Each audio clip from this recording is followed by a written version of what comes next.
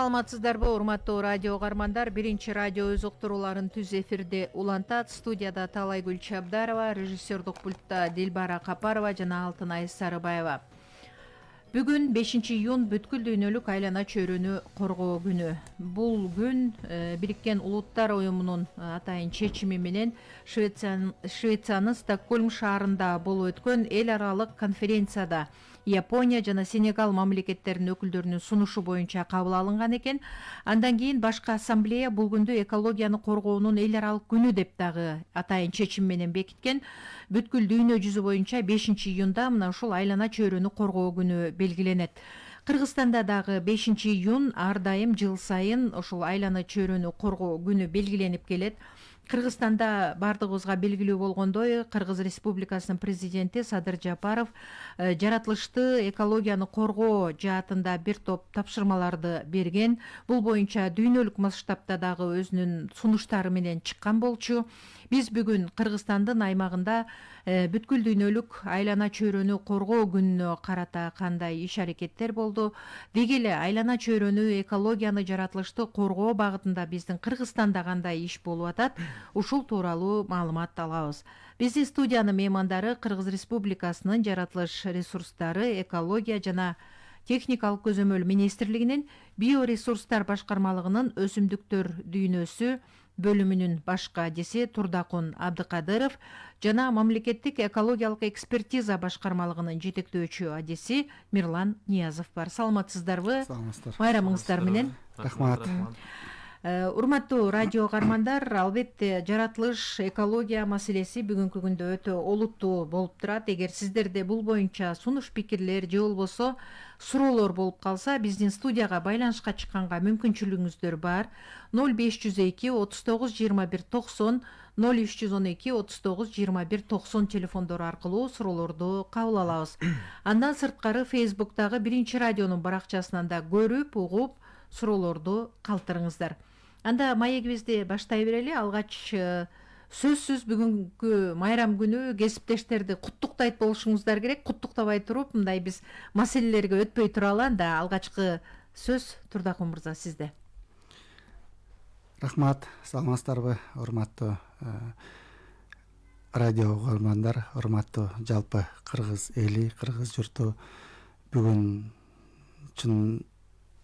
чынына келгенде жалпы жаратылышты коргоо тармагынын бүгүнкү Кыргыз Республикасынын жаратылыш ресурстары, экология жана техникалык көзөмөл министрлигинин ошо бизде иштеген жалпы кызматкерлердин майрамы менен чын жүрөктөн, чын дилибизден куттуктайбыз. Баардыгынын жалпы ишине ийгиликтерди, өздөрүнүн жашоосунда жакшылыктарды каалап, ошол эле майрамдагыдай ар бир күнү иште жакшы ийгиликтерди жаратуусун биз каалайбыз.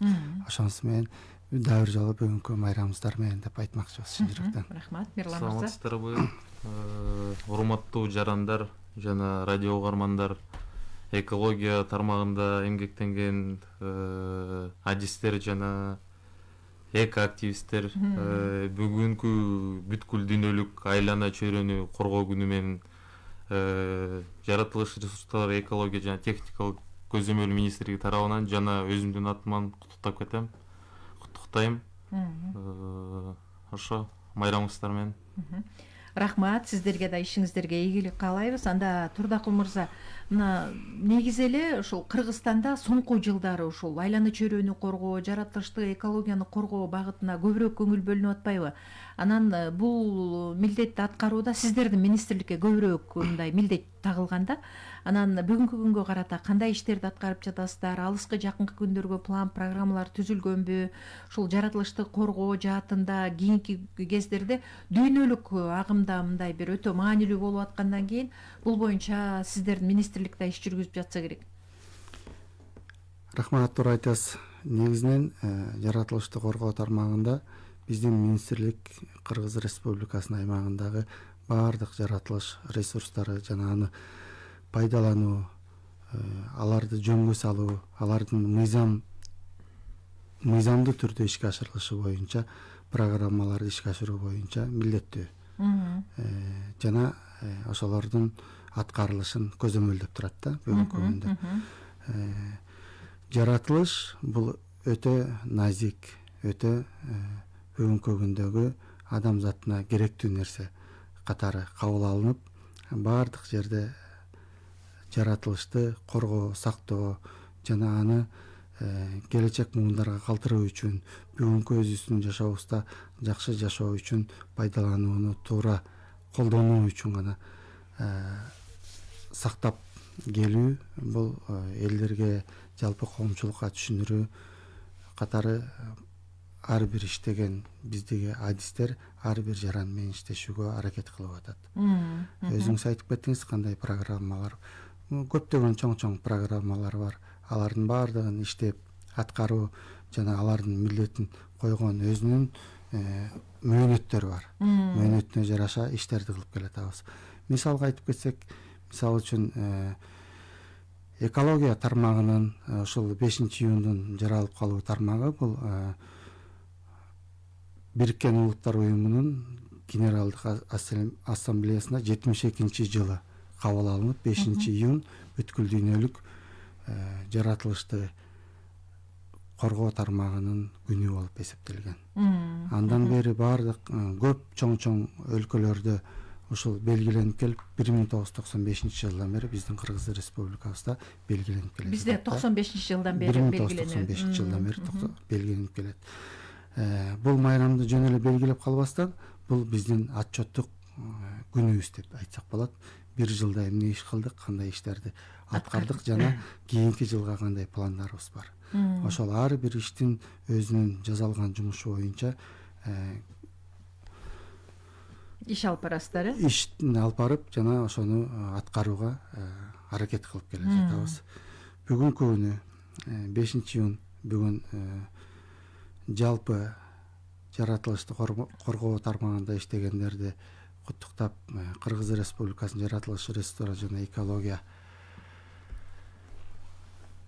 министр, техникалык көзөмөл министри Тургунбаев Мелис Жусупжанович өзү сөз сүйлөп, сөзүндө жалпы кызматкерлерди, анын ичинде ошол куттуктап, анын ичинде жакшы иш кылган көрүнүктүү кызматкерлерди сыйлоо баракчалары менен сыйлап, бүгүнкү күн майрамдуу иш чаралар менен башталды.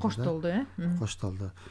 Андан тышкары бүгүнкү күндө биздин тармакты башка иштешкен көптөгөн мекемелер, көптөгөн башка уюмдар куттуктап, себеби дүйнө жүзүндө азыр бүгүнкү күндө экология бул чоң глобалдуу маселе, глобалдуу бир бүтүндүк, өзүнчө бир дүйнө болуп тургандыктан, баардыгы көңүл бөлүп аткандыктан, чоң мекеме, уюмдар куттуктоо менен бирге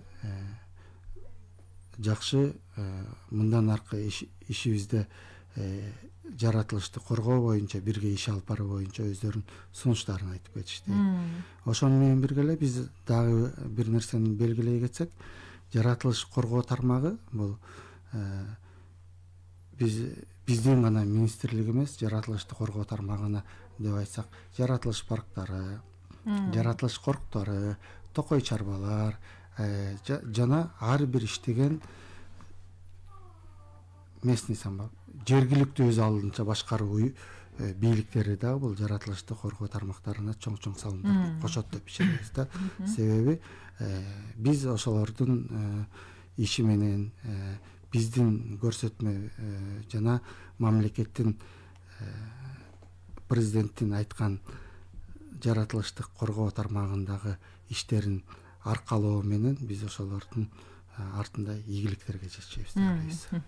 Жакшы, Мирлан мырза, мына бир эле сиздердин министрлик же болбосо бир гана экологдор эмес, жаратылышты коргоо зарылчылыгы жөнүндө, экологияны сактоо зарылчылыгы жөнүндө дүйнөлүк масштабта коңгуроо кагылып атпайбы бүгүнкү күндөчү?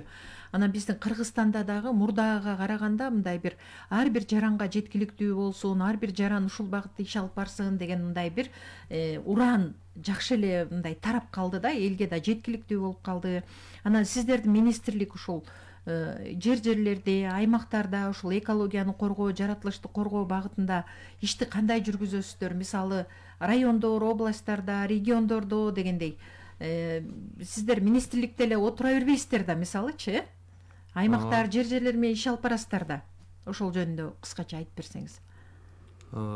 Биздики негизги менин башкармамы айтып кетсем, бул мамлекеттик экологиялык экспертиза. Бул мындай жалпак тилде түшүндүрүп берейин, баарына түшүнүктүү болушундай. Бизге долбоор келет, негизи объектте жумуш жүрө элек, бизге долбоор келет да, проектная документация. Ал келгенде биз аны на соответствие требованиям природоохранного законодательства карайбыз башындачы. Ошол эле негизи комиссия түзүлөт да, экспертиза жүргүзгөндө. Ошол комиссиянын ичине уже местный самоуправлениядан члены из общества кошулат, уже на стадии проектирования еще биз иштеп баштайбыз да бул менен. И только после этого негизи решение чыгат, будет работать этот объект или нет. Это вот по моей части, да. Мен кошумчалап коюңуз. Кетсем, туура айтасыз. Бизде министрликтин өзүнүн аймактык, регионалдык башкармалыктары бар. 7 областта, анан Бишкек шаарыныкы өзүнчө 8 аймактык башкармалыктары бар. Алардын ар биринин алдында ар бир район боюнча инспекторлор иштейт, көзөмөлдөө боюнча. Ал эми саясатын жүргүзүү боюнча башкармалык экспертизалык жана өзгөчө корголчу жаратылыш аймактары бөлүмүнөн турат да. Өзгөчө корголчу жаратылыш аймактарына негизинен парктар, мамлекеттик жаратылыш парктары, мамлекеттик жаратылыш коруктары жана андан тышкары ошол жерлердеги изилдөөлөрдүн негизинде келечекте биз уюштура турган парк коруктар долбоорлонот. Ал эми көзөмөлдөө бул ар бир райондогу инспекторлор ошол жерлердеги иштетилип жаткан баардык ишканалардын, ар бир чыгарып жаткан буюмдардын ошол экологияга канчалык зыяны, канчалык бүгүнкү күндө кошумчасы жана канчалык ошол биздин жаратылышты сактап калуу үчүн өздөрүнүн салымын кошуп жаткан жагын анализдеп, ошол боюнча иштерди алып барышат. Инспекторлор булар бир орунда отуруп же болбосо бир кабинетте отуруп анализ кылбайт. Булар ар бир нерсени өз ордунан көрүп, баардыгына баа берип, ошолардын отчетуна келип, биздин министрликтин жалпы түзүмдүк бөлүгү келип түзүлөт да. Анан сиз өзүңүз айтып атасыз, райондордо. Туура, ар бир район, ар бир райондук жана өз алдынча башкаруу бийлиги ошол министрликтин ар бир инспектору менен түзмө-түз иштешип байланышат. Таштандыларды кандай чыгаруу керек, аларды кандай жерге ташташ керек, өрттөө боюнча аларды өрттөбөй турган боюнча канчалык абага зыян келтирип атат, канчалык жаратылышка зыян келтирип атат, жана ошондой эле жер кыртышынын бузулушуна канчалык зыян келтирип атат. Ошонун баардыгынын өзүнүн кылдаттык, өзүнүн мыйзам чегинде иш алып бара турган бул жергиликтүү биздин инспекторлор болуп эсептелет да. Жергиликтүү бийлик менен иштешкен ошо биздин жергиликтүү инспекторлор болуп эсептелет. Жакшы экен. Жана экспертизалоо, жанагы экологиялык экспертиза жөнүндө сөз болуп калбадыбы? Эми мен сиз түздөн түз бул тармактын адиси болбогондон кийин мага мындай түшүнүктүү болбой калышы мүмкүн. Мирлан мырза, сизге суроо берейин деп атам. Мисалы жанагы ар кандай кен байлыктарды иштетүү, ушул учурларда жергиликтүү бийлик, жергиликтүү эл менен, калк менен, анан жанагы инвесторлор кен тармагында иштеткен ушулардын ортосунда бир маселелер жаралып калып атпайбы? Анан иштеп баштаганда деле экологияга таасирин тийгизди, анан антти, менти, тоо бузулду, суубуз булганды деген сөз болот да. Ушул нерселер баары бир иш башталганга чейин атайын экспертизадан өтөт да, мен түшүнгөнүм боюнча. Ушунда кичине түшүндүрүп койсоңуз да. Рахмат, бул негизи абдан туура суроо болду. Бул көп эле вопрос возникать этип, интернетте да чыгып калат, тиги бузулуп атат. Негизи экспертизада бизде эме бар да, перечень согласовывающих органов да, там алар макулдашуу долбоорду алып келип аткан кезде алар уже эл менен чогулуш жыйын өткөрүп, алардын макулдугун алып, только потом долбоорду бизге киргизет да, негизичи. Ал эл менен, если эмесиз элдин согласиясы жок болсо, ал долбоорду биз даже не рассматриваем, да. Ошондой. Кошумчалап кетсек, негизинен экологиялык экспертизанын максаты баягы бир гана ошол өндүрүш жайдын кызыкчылыгын эмес, бул ошол жерде жашаган элдин кызыкчылыгын чогуу кароо да. Чогуу кароо болуп эсептелет. Азыр Мирлан мырза айтып кеткендей, экологиялык долбоорду иш кагаздарын алып келип киргизип атканда ошол жердеги иштетип аткан кенди жергиликтүү бийлик менен ал жердеги жашоочулар менен бирдикте жыйналыш өткөрүп ошол протоколдун жыйынтыгында алып келип киргизет. Эгерде эл каршы болсо, бул экспертизага киргизилбейт. Ал эми экологиялык мамлекеттик экологиялык экспертизанын жыйынтыгы дагы ошол элдин арасынан чыккан бир лидерди шайлашып, ошол шайланган лидердин макулдугун берип кол койгондон кийин гана экспертиза, мамлекеттик экологиялык экспертиза макул ушул кендиге касканга же болбосо ошол жердеги курулушту курганга деп уруксат берет да. Эгерде элдин арасынан чыккан ошол лидер кол койбосо, ал мамлекеттик экологиялык экспертизанын комиссиясынан өттү деп бааланбайт.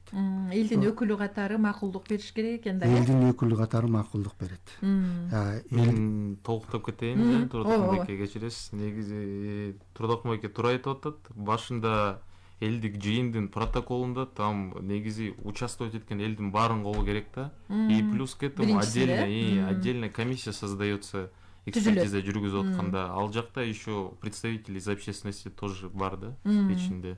Жакшы экен, жакшы экен. Демек, ар кандай бул иштин башталышына чейин ушул процедуралардын баары аяктап, андан кийин өндүрүш иш башталат экен, Ооба. Рахмат. Урматтуу угармандар, биз түз эфирдебиз. Фейсбуктагы Биринчи радионун баракчасынан да көрүп угуп туруңуздар. Суроолор болсо калтырыңыздар. Байланыш телефондору 0502 39 21 90, 0312 39 21 90. Дагы бир маселе да, мына экологияны, жаратылышты коргоо боюнча мамлекеттик саясатты жүргүзүп атпайсыздарбы? Мисалы, министрликчи. Анан ушул жаратылышка болгон мамиле, экологияны коргоо жаатында мындай бир эл арасында түшүндүрүү иштерин жүргүзүү, атайын бир семинар, тренингтерди өткөрүү, калктын калың катмарына ушул маселелерди жеткирүү милдети да сиздерге жүктөлгөн да, Туура айтасыз. Мунун баардыгы, чынын айтканда, бул милдеттин баардыгын ошол биздин жаратылыш, ресторация, экология жана техникалык көзөмөл министри көтөрүп келатат. Эл менен, жалпы коомчулук менен иштешүүдө өзүнүн биздин баягы социалдык баракчаларга дейбизби, же болбосо ошол жарыялап, кайсы жерде кандай иштер жүргүзүлдү, эмне болду, ошонун баардыгын көрсөтүп келебиз да. Жана белгилеп айтып өттүк, 8 бизде регионалдык башкармалыктар бар. Ошол башкармалыктагы адистер жергиликтүү элдер менен түздөн түз иштешет. Андан тышкары алардын үстүнөн чыгып, өтө керектүү нерселер коомчулук менен, жергиликтүү бийликтер менен, Кыргыз Республикасынын президентинин облустардагы ыйгарым укуктуу өкүлдөрү менен биргеликте иштеп, иш алып баруулар жүргүзүлүп келет. Мисалга айтып кетсек, мисалы, быйыл 2024-жылы Жашыл Мурас долбоорун ишке ашыруу, аны ийгиликтүү өткөрүү жана алдыга коюлган максаттарды, пландарды ишке ашыруу боюнча биз Кыргызстанда облустардагы президенттин ыйгарым укуктуу өкүлдөрү менен биргеликте облус жетекчилери менен түшүндүрүү иштерин, алар менен биргеликте элге аралашып, элге кандай, кайсы учурда ким тарабынан жардам бериш керек жана кандай өткөрүлүш керек, бул максат кандай, келечек деген сөздөрдүн баардыгын айтып келдик. Мисалга айтып келсек, кээ бирөөлөр айтып атат, бул Жашыл Мурас деп айтып атабыз, мынча тигип атасыңар, анын баары көрүнбөйт. Чынын айтканда, анын баардыгы бүгүнкү күндө көрүнбөйт, но бактарак деген кеминде бир 10 жыл дегенде жетилип анан көзгө көрүнөт да. Долбоордун өзүнүн башталганына 22-жылдан бери, быйыл араң 3-жыл болду. 3 жылдан бери Кыргыз Республикасынын жалпы аймагында бүгүнкү күндү эске алганда, бүгүн дагы отургузуу иштери бүтө элек, көчөттөр отургузулуп атат, тоолуу жана алыскы аймактарда иштелип бүтүп келатат. Мунун баардыгы барып август айларына барып толук жыйынтык чыгат. бүгүнкү күндө 22 жылдан бери эсепке алганда биз 19 миллион көчөт отургуздук деп эсепке алып атабыз. Анын өнүмдүүлүгү бар, өсүмдүүлүгү бар. Ал өнүмдүүлүк, өсүмдүүлүк боюнча ар бир отургузган тарап өзү жооп берет деген мыйзам бар. Ошого жараша да иштерди алып баратабыз. Мисалы үчүн быйыл 100 көчөт отургузса, 10 өлүп калса, кийинки жыл толуктайбыз. Анын ордуна кайра 100гө толуктайбыз деген сөз да. Ошонун баардыгын элге түшүндүрүү менен, эл менен биргеликте иштешүү менен жана ошондой эле мындан тышкары дагы чоң көптөгөн долбоорлор бар. Абаны булганычтан таза сактап калуу.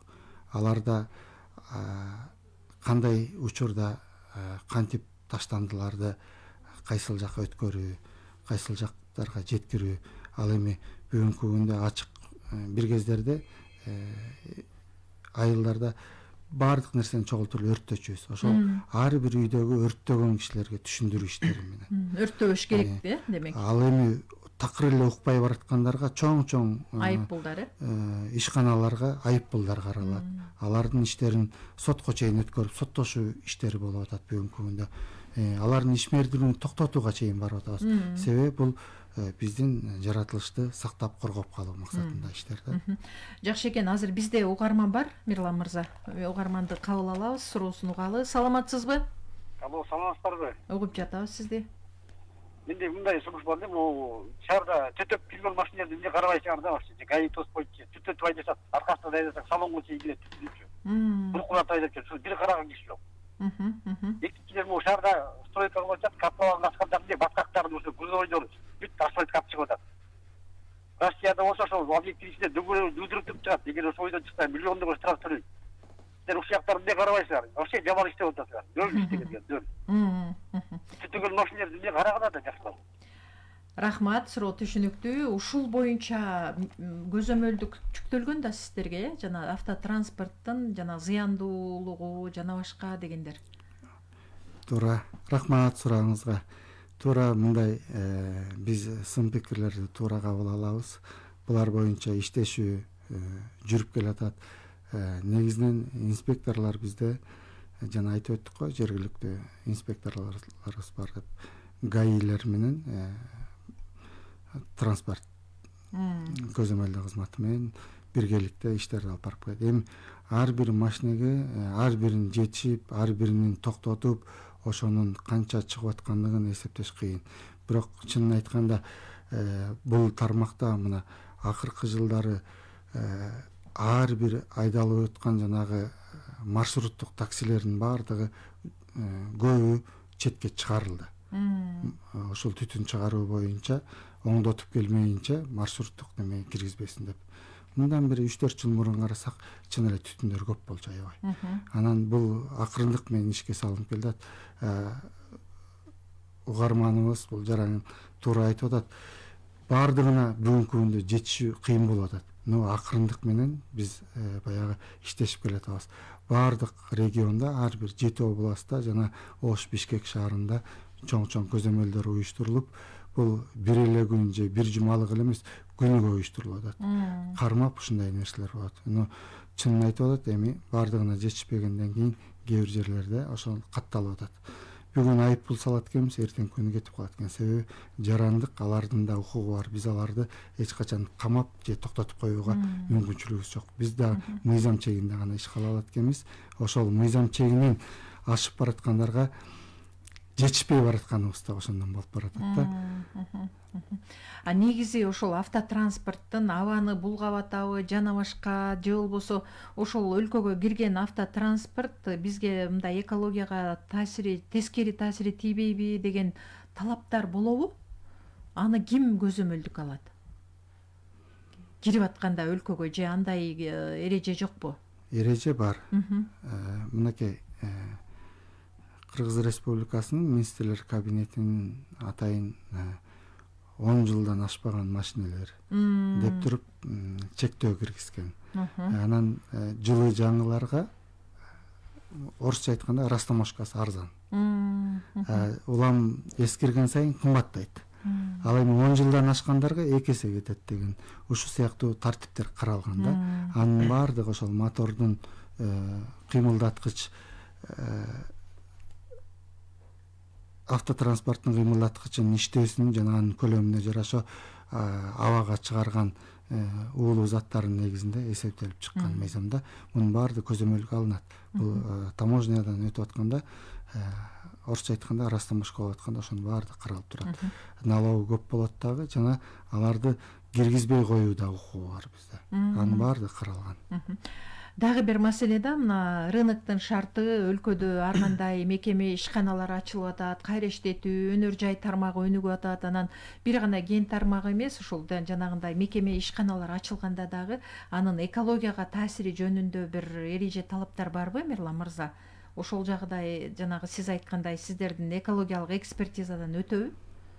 Мисалы завод, фабрика, дагы башка нерсени чыгарган мекеме ишканалар дегендей. Ооба. Алардын негизги, если сиз айтып аткандай завод, алардын бүт баарында воздействие бар, алар абаны улгайт, отход размещают, анын баары экспертизадан өтөт да негизичи. Воздействие окружающей средага бар болсо, ал өтөт. Анан бизде эми аны айтсам азыр прям вдаваться этип кетем да, подробностичи мыйзамдардын ичинде. А так бизде там природоохранный законодательстводо 150дөн көп НПА бар негизичи. Бүт жагы каралганда, там если хоть какое-то воздействие, алар уже определенный разрешительный документ алмайынча жумуш жүргүзө албайт. Мен кошумча алып коеюн. Ар бир азыркы жараныбыздын суроосуна да тийиштүү, анан азыркы сиздин да сурооңузга тийиштүү. Бул ар бир курулуш тармагы, ар бир жанагыдай өнөр жай тармагы мамлекеттик экологиялык экспертизанын жыйынтыгы менен гана ишке киргизилет. Эгерде өтө көп биздин Мирлан мырза айтып кеткендей белгиленген тартиптерди, белгиленген мыйзамдардан тышкары көптөгөн угулуу заттарды бөлүп чыгарып же жаратылышты булгай турган болчу болсо, мамлекеттик экологиялык экспертиза аларга каршы терс корутундусун берет. Эгерде ошолордун баардыгы сакталып, ошонун баардыгын учуру менен аткара турган пландар карала турган болсо, оң корутунду берилет. Бирок ошол оң корутундунун негизинде ал курулуп иштеп баштагандан кийин жергиликтүү инспекторлор жыл сайын аны текшерүү иштерин жүргүзүп турат. Аларды жүргүзүп, алар менен бирге иш алып баруу, жалпы жаратылышты булгоонун алдын алуу максатындагы программаларды иштөө жана аларды ишке ашыруу, жаратылышка көп зыян келтирбөө боюнча иштерди алып барат да. Азыркы жараныбыз да айтып кетти, эмне үчүн шаардагы стройкаларда ошо ылай дөңгөлөгү менен чыгат. Эми мунун баардыгын чынын айтканда ар бир машинени көзөмөлгө алыш кыйын экен. Бирок чынына келгенде экспертизада ошонун баардыгы айтылат, каралат, аларга эскертүү берилет. Бирок ошону аткарбай койгон талаптары үчүн биз алардын ишмердүүлүгүн токтото албасак дагы айып пулдар салынып, бүгүнкү күндө эскертүүлөр болуп келатат. Эч качан булар шаардын тазалыгын жана жаратылыштын тазалыгын булгоого максатсыз деп айтабыз. Максаттуу түрдө элдин жашоосу жакшы алдыга жылуу үчүн, жакшы шарттарды түзгөн үчүн экспертиза баягы оң корутуулдарын берет да. Мирлан мырза, мына жогоруда айтып атпайсыңарбы, атайын экологиялык экспертиза жүргүзүлөт, баардыгы эреже талапка, мыйзамдарга ылайык болот деп. Анан жана айтылгандай ошол талапка жооп бербей калган, экологиялык экспертизадан өтпөй калган же сиздер жарабайт деп башкача тескери мындай жаратпай салган учурлар болобу? Ооба, андай учурлар негизи көп эле болот. Анан негизи корутундунда эки түр болот да. Это терс корутунду жана оң корутунду. Оң корутунду бул ишти улантат деген сөз да, э? Это уже положительное заключение, иштесеңер болот деген заключение да. Терс корутунда эки види бар да. Бул биринчиси долбоорду кайра иштеп чыгып, мыйзамдардын чегинде карап, иштеп чыгып кайра оңдоп түзүп киргизсе болот.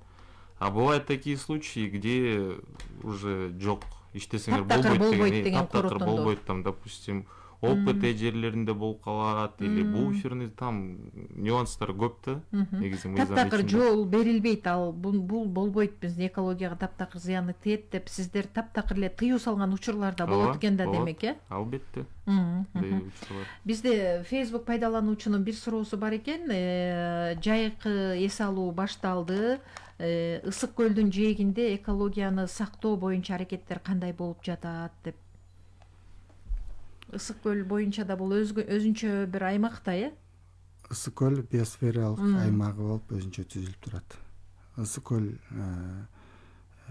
көл областынын регионалдык башкармалыгы бар. Анан жана андан башка көзөмөл кызматынын да башкармалыгы бар. Анан бул кишилер айтып атат баягы жайкы эс алууга. Туура жайкы эс алууга мынакей президентибиз, Кыргыз Республикасынын президенти өзү баш болуп көлдү сактоо боюнча, ал жердеги көлдү пайдалануу, көлгө чыккан саркынды сууларды токтотуу, алардын тазаланышы боюнча белгиленген тартипте туура жолго салуу боюнча 2 жылдан бери иштешип келатабыз. Баардыгын эле чынын айтканда айтып коюп эле токтотуп коюш кыйын экен, эми эл менен иштеш, андай чоң туризм өнүккөн жерде, эл көп келген жерде токтотуп коюу деген бул мамлекеттин экономикасына да кичине кыйынчылыктар алып келип коебу. Кыйынчылык деп айтабызбы, же болбосо бир өзүнчө бир жолдорду бууганга туура келеби, ошол себебинен бүгүнкү күндө бирок мынакей мурунку жылдарга салыштырмалуу ошо көл жээгиндеги баардык суулардын, саркын сууларын тазалоонун бүгүнкү күндө көп долбоорлор ишке ашып токтотуп келатат. Ал эми токтотулбаган көптөгөн эс алуу жайларына, көптөгөн эс алуу пансионаттарына ишмердүүлүгүн токтотуу боюнча эскертүүлөр берилди. Эгерде алар ишмердүүлүгүн узарта турган болчу, биз аларды мыйзам чегинде жазага тартууга укуктуубуз. Мамлекет укуктуу да. Ошол себептен андан тышкары көл жээгинде жакында эле 2 күндөн бери шаарлардагы жана аттракциондук жайларды техникалык коопсуздугун эске алуу боюнча эскертүүлөр берилди. Бул да көл жээгинде жылда техникалык коопсуздукту эске алуу боюнча.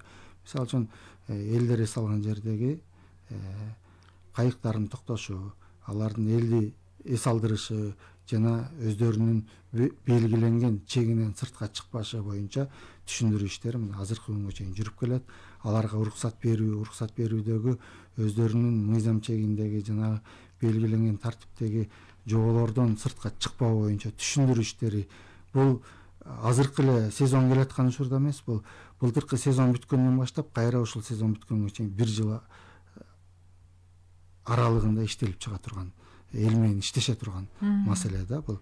Ошол Ысык көл регионалдык башкармалыгынын инспекторлору ошолор менен дайым иштешип, баардык коопсуздуктарды жана жаратылыштын бузулбашы үчүн, көлдүн тазалыгын сактоо үчүн иштерди алып барып келет.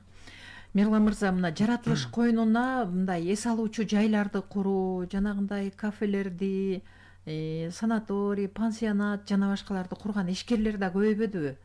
Анан алар дагы ушул сиздерден бир макулдашуу, атайын бир уруксаат алат да, сөзсүз ошол жерлерде ошону курса болобу, ал жаратылышка зыянын тийгизбейби дегендей. Бир эле Ысык көл эмес, ушул Ысык көл дагы башка биздин жаратылыш койнунда көп эс алуучу жайлар бар эмеспи? Уруксаат алабы алар дагы? Же ким каалаган жерине эле кура береби? Туура айтасыз. Бардык жаратылыш аймактарында, жаратылыш аймактарында же өзүнчө өз алдынча башкаруу бийлиги тарабынан, мисалы үчүн айыл өкмөттөрүнүн жеринде курула турган ар бир ишканалар, жанагы элди тейлөөчү кафелер кичинекей болсо да баардыгы уруксат алганга милдеттүү. Уруксат албай иштетип келгендер бар, алардын өзүнчө мыйзам чегинде карала турган чаралары бар. Чаралар көрүлөт. Алардын ишмердүүлүгү жабылат, токтотулат. Негизинен ошол туристтик сезонду же болбосо ошол жердеги элди кабыл алуу үчүн, иштетүү үчүн баардык нерсени уруксат менен баштайт. Дагы бир маселе, Кыргызстанда өтө олуттуу маселе бул жанагы жаратылыштын булганып жаткандыгы таштандылардан болуп атпайбы? Ошол эле жана полиэтилен баштыктар, пластик идиш аяктар дегендейчи. Ушул боюнча дагы бир аракеттер башталды эле. Эмне болду азыр? Кандай бир жыйынтык болуп атабы? Бул боюнча өзүңүздөргө белгилүү болгондой, мына жалпы мамлекет билет, Ысык көл областын биз мындайча айтканда пилоттук кылып алганбыз да. Желим баштыктарды колдонууга тыюу салып, кагаз баштыктарга өтүү. Бул долбоор ошол ишке кирген күндөн баштап бүгүнкү күнгө чейин өзүнүн максатына жетип келатат деп десек болот. Себеби ар бир жаңы башталганда чын эле кыйынчылыктар болду. Баягы мыйзам чыгып, аны кабыл алып, мыйзам тарабында иштерди кыла баштаганыбыз менен ошол сатуучулар тарабынан же болбосо ишкерлер тарабынан колдонууну токтотпой келишти. Мына бүгүнкү күндө бул акырындык менен жолго келди. Мындайча айтканда, жалпы Ысык көл областындагы элдер уже өздөрү түшүнүп калды. Ыргытпайлы, таштайлы, чогулталы, анан мурда чогултагалы жаз келди, субботник болду. Кайсы жерге барсак эле чогултуп өрттөп салчу. Ошол өрттөө иштери токтотулду. Аны чогултуп барып, өзүнчө сорттоп, бөлүп Өткөрөт, темирин өзүнчө, желимдерин өзүнчө, органикалык таштандыларды өзүнчө бөлүү иштери башталды. Бул боюнча биз мисалы үчүн көлдү эле эмес, мына жакында Ысык көл Жалал Абад областында ушундай таштандыларды өзүнчө бөлүп өзүнчө сорттоо ишканасы ишке киргизилди. Ошондон бери мына Жалал Абад шаарынын таштандыларын алып барат, алар бөлүп желимдерин өзүнчө, темирлерин өзүнчө, органикалык таштандыларды өзүнчө бөлүп сорттоп, ушундай сорттоо гана. Иштетүү деп айтпайбыз, бирок сорттойт турбайбы? Кайра иштетүү азырынча жок, баштап. Кайра иштетүү ишканаларын ишке киргизүү долбоордо. Азырынча ишке элек. Бирок сорттоо ишке кирди бүгүнкү күндө. Ошол башка өлкөлөрдө ушундай көйгөйдөн кантип кутулуп жатат, эмне кылып атат деп кызыгып, бир анализ, талдоо жүргүзүп, мониторинг жүргүзүп, бизде да кандай бир механизмдерди ишке киргизсе болот деген аракеттер барбы министрликте? Бар. Биз шаарлар менен, көп таштанды чыккан айыл өкмөттөр менен, туристтик жайлар менен иштешип, жанагы таштандыларды таштоочу атайын контейнерлерди 4кө бөлүп коюп атабыз. Желим таштоо, тамак ашын таштоо, кагаздарды таштоо, темирлерди таштоо, органикалык заттарды таштоо. Бирок коомчулукка айта кетиш керек, бизде аралаштырып ыргытып кетебиз. Окубайбыз, көңүл бөлбөйбүз. Чынын айтып, карап билип коюшубуз керек. Аны билген кишилер аз болуп атат. Эл арасында түшүнүр иштери болуп кетет, болбой эле алып келип маани бербейт. Кайсы жерге болду, бир пакетке чогултуп салып келип эле ошонун ичине ыргытып коюп кетип калып атабыз. Бөлүү иштери кайра эле баягы тазалык же болбосо ошол таштандылар чогултуу ишканасына туура келип калат. Негизи бул жаратылышты коргоо, жаратылышты сактоо бир гана биздин министрлик же болбосо ошол бийлик өкүлдөрүнүн гана компетенциясы эмес, бул жалпы адамзатынын, жалпы ошол Кыргызстанда жашаган, Кыргызстанды таза кармап, таза сактап калуу үчүн кыргыз элинин, Кыргызстанда жашаган жалпы граждандардын ошол жаратылышка ушундай салым кошуусун биз бүгүнкү эфирден пайдаланып өтө чоң сураныч менен айтып кетебиз. Таштандыны туура таштап, аны бөлүп таштоону жана өтө көп таштандыларды эле чыгара бербөөнү мындай экономдуу жол менен пайдалануу. Ар бирибиз үйдөн таштандыларды чыгарып атканда эле ошол бөтөлкөсүн өзүнчө, полиэтилен баштыктарды өзүнчө, кагазын өзүнчө бөлүп чыгарып кетсек эле бир топ жардам болот экен да. Жакшы болот эле да. Ушул нерсени баягы коомчулук туура түшүнүп, ушуну колго алсак, сиз айтасыз башка өлкөлөрдө да туура, башка өлкөлөрдү биз өнүккөн өлкөлөрдү карап келатабыз. алардын өнүккөн өлкөлөрдө ушундай чоң кишилер эмес, кичинекей балдар да ошентип алып барып таштайт. Үйрөнүбүз. Бөлүп Биз ошо бала бакчадан ушуну башташыбыз керек, баштап үйрөтүү иштерин. Рахмат. Мирлан мырза, мына экологияны сактоо дегенде бул бир эле министрлик же жергиликтүү бийлик же дагы бирөө эмес, бул ар бир жарандын өзүнөн деп атпайбызбы? Анан биздин Кыргызстанда өзгөчө жаштарда эко активисттер абдан көп. Анан сиздер алар менен өз ара кызматташуунун дагы бир мындай жыйынтыктары болуп атабы? Бизде Кыргызстанда эко активисттер кандай негизи салыштырмалуу? Барбы, жакшы иштешеби, активдүүбү деген сөз да?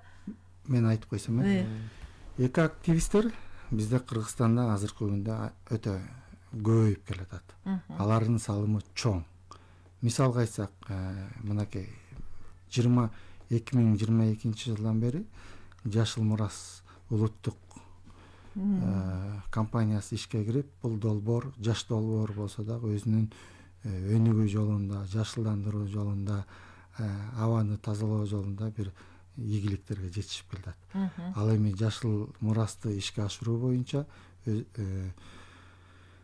студенттер арасында коомдук уюмдар, жаштар арасында өзүнчө уюмдар уюшулуп, бир гана жакынкы регион же болбосо бир гана жер менен чектелип калбас үчүн, мисалы үчүн жашыл экономикага салым кошуу активисттер бар. Алар 7 областты кыдырып, Бишкек, Ош шаарын кыдырып, жер издешип, көчөттөрдү сатып берүү, сатып алуу, спонсорлорду, демөөрчүлөрдү издеп, ошолордун негизинде көчөт отургузуу иштерин жүргүзүп келишет. Андан тышкары жанагыдай таштандылардан таштоо, мисалы үчүн Бишкектин тегерек четиндеги элдер чыгып эс алчу жайларды таштап, ал жерлерге өздөрүнүн эсебинен ураандарды жазып илип кетүү, ушундай акцияларды жүргүзүп келет. Мунун баардыгы ошол эко активисттер же болбосо жаштар уюмдары дейбиз, жаштардын студенттик уюмдары, ошолордун баардыгы ишке ашырып келатат. Мунун баардыгы менен биз министрлик бүгүнкү күндө жалпы ушундай ишке ашырып аткан уюмдарды колдоо иретинде. Булар менен бирге иштешүүгө жана дагы ушундай уюмдар көп болушун биз каалайбыз да. Мирлан мырза, кошумчаңыз барбы ушул эко активисттер жөнүндө? Эми Мисалы, ар бир жаран өзү деле мындай жаратылышты коргоого салым кошуп, ушул багытта көбүрөөк аракет кылса эле активист катары да. Сиз ошону туура подмечать этип атасыз да, негизи башынан элечи.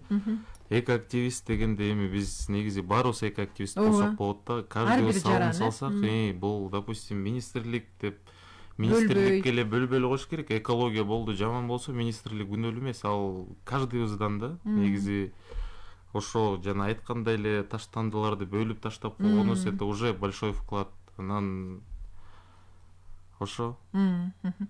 Негизи Кыргызстандын жаратылышы абдан кооз, экологиясы башка жактарга салыштырмалуу таза, тоолуу өлкө, суубуз таза деп дайыма мактанабыз да.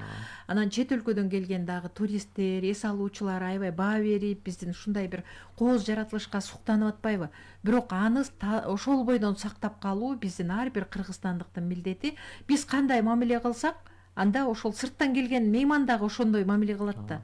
Өзүбүз мусорларды, таштандыларды ар кай жерге таштасак, өзүбүз кир, плас иш кылсак, анда сырттан келген кишилер деле бул ушундай эле экен деген кабыл алуу болот. Андыктан мындай бир түшүндүрүү иштерин күчөтүү, Турдакын мырза. Жана сиз айттыңыз, бала бакчадан башташ керек деп. Бала бакча, мектеп, жогорку окуу жайлар, эл арасы ушундай иштерди күчөтүү багытында дагы мындан ары эмне кылышыбыз керек? Туура айтасыз. Кыргызда жакшы сөз бар. Эшигин көрүп төрүнөт деп. Анан ошол таштандылар ташталып, жаратылыш булганып турса, бизге туристтер анчалык көңүл да бөлбөйт. Бирок чынын айтканда таштандылар, ошолордун баардыгын тазалоо иштери, баардык иш чаралары жүрүп келатат. Бүгүнкү күндө туризмде дагы, экотуризмде дагы Кыргызстан алдыңкы өлкөлөрдүн катарында туруп келатабыз. Биз эми элге жалпы коомчулукка айтып кетебиз.